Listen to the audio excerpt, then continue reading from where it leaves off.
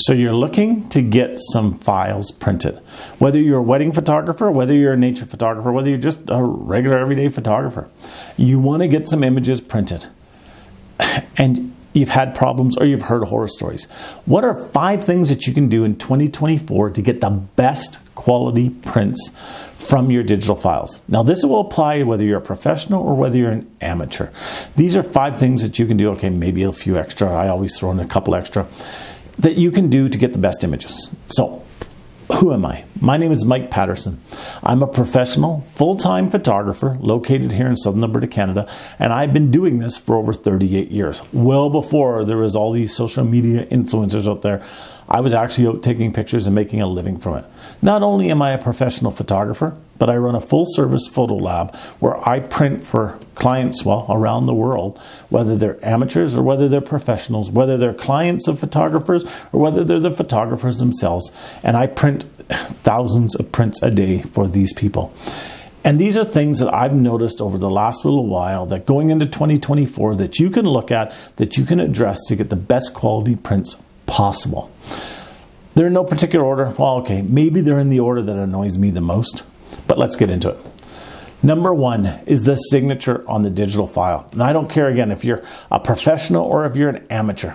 I don't care whether you're selling your digital files or you're getting it printed yourself. Don't, and I mean don't, put your signature right on the edge of the digital file. And I see this constantly. There's 2 problems with that. The first one is this. A digital file is a full frame 4x6, 8x12, 16x24, 20x30, 24x36, 40x60 size. So if you give a digital file to a client or you come in yourself to get something printed and you want a 4x6 from your digital file, that's great. That's wonderful. 8x12, no problem. 16x24, no problem.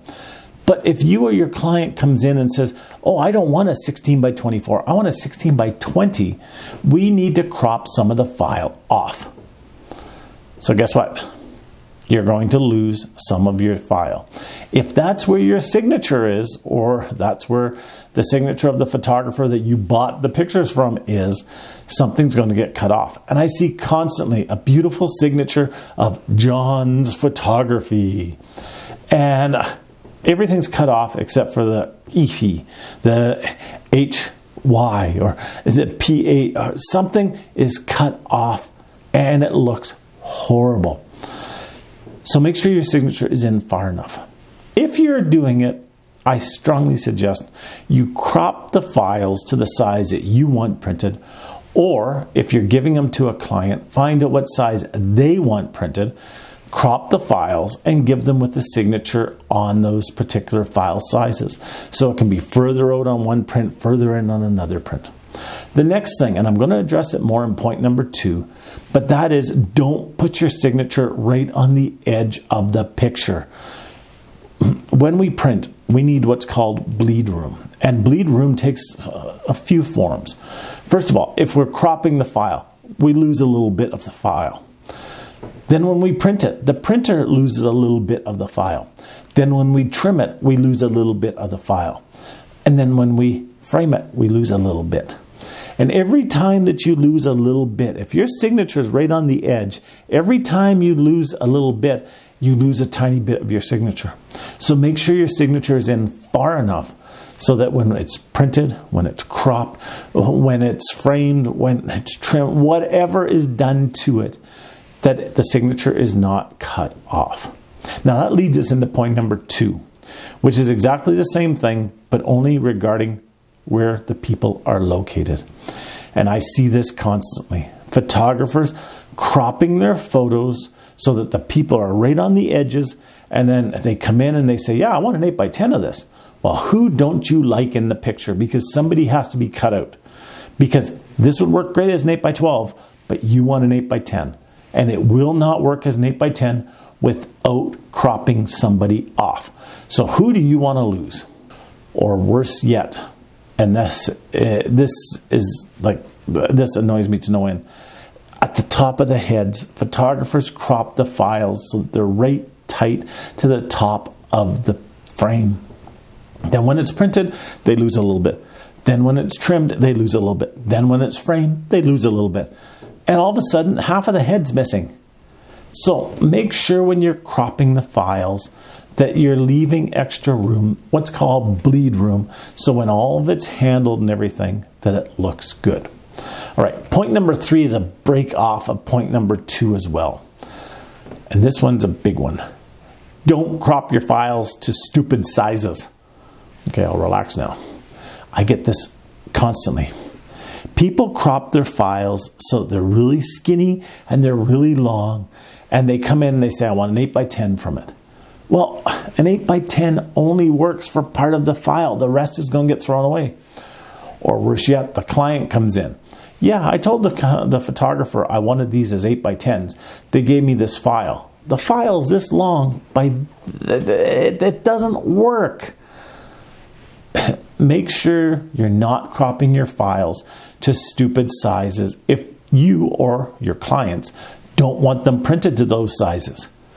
Get it constantly. Leave extra room. It can be trimmed out later. And again, I see it constantly. So just be very careful with that, because it's a bad thing. There's no reason to go in and crop files so that they're square if the client wants a panoramic, or to crop them to panoramic if the client wants to print them square, or to come into the printer yourself and say, I want this long image printed as a square. Well, I can't do that without cropping something out. So don't go in and crop. Now, another thing, and we'll jump into this. When you're cropping your images on your computer, you don't need to crop them so that they're 65 billion DPI. And I see this constantly, people bringing in ridiculous size files. And I mean, they're huge. And they say, I want a 4x6. Huh? It took me 3 minutes to download it to my computer, and you only want a 4x6? Yeah. Well, your camera only shoots so much. You've upsized it, you've resized it, you've done so much stuff to it. This file is a ridiculously large size.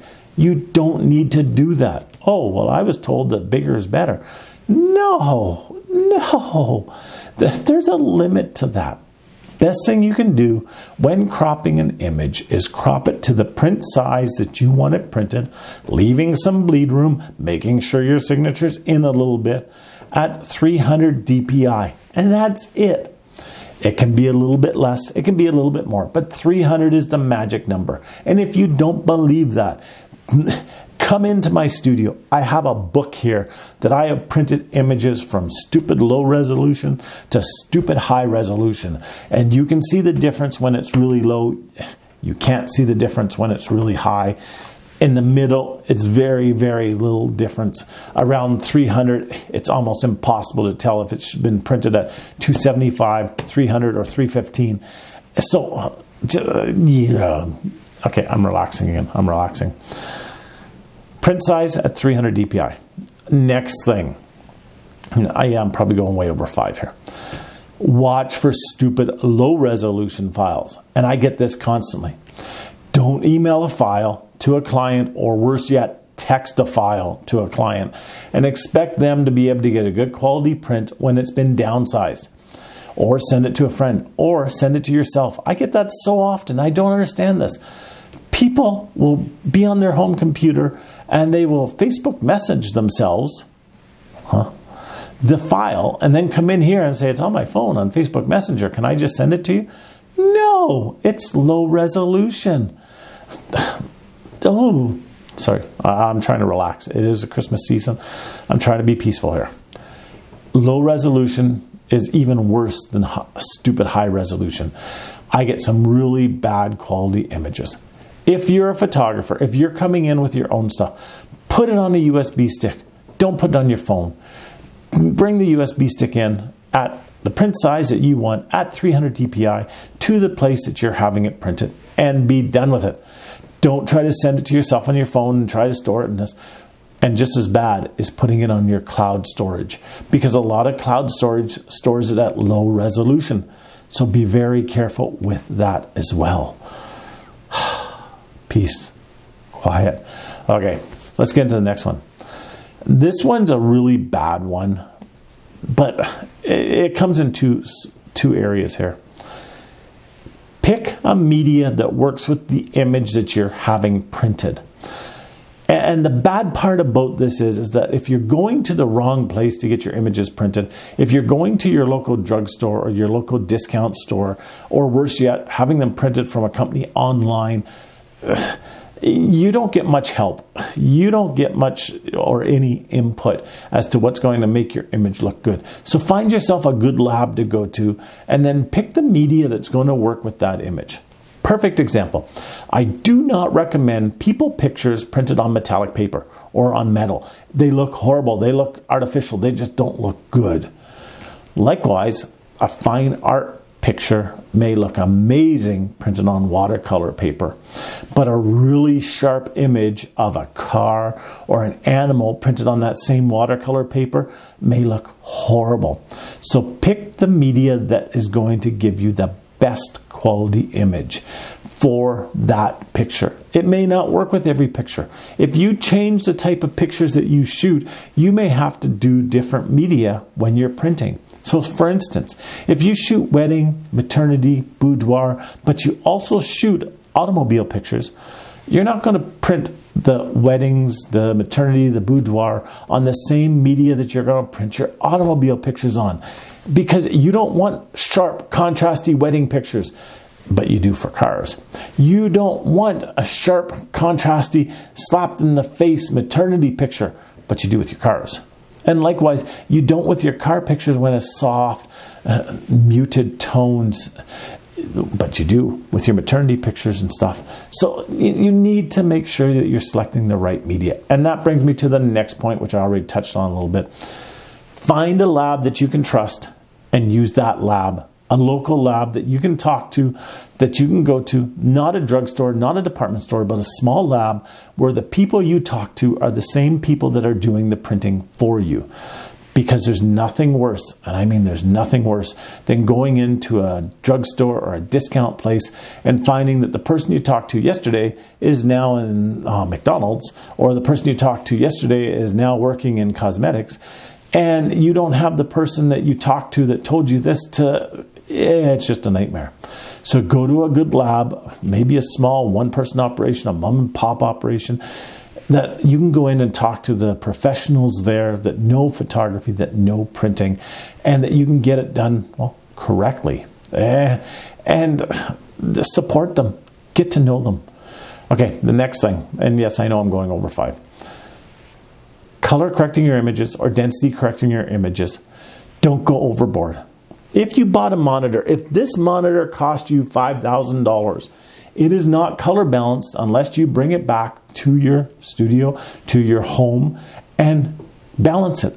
It's not color corrected. It may be a good monitor, may have a good color range, but it's not balanced until you balance it.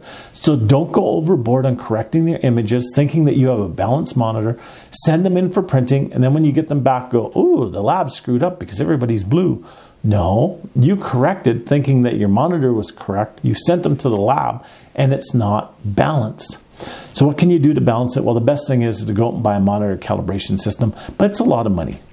So if you don't want to do that, what you can do is take your digital file with the layers. So do your color correcting in a layer, do your density correcting in a layer, take that to your lab, have them look at it and say whether they think that it needs to be adjusted in addition.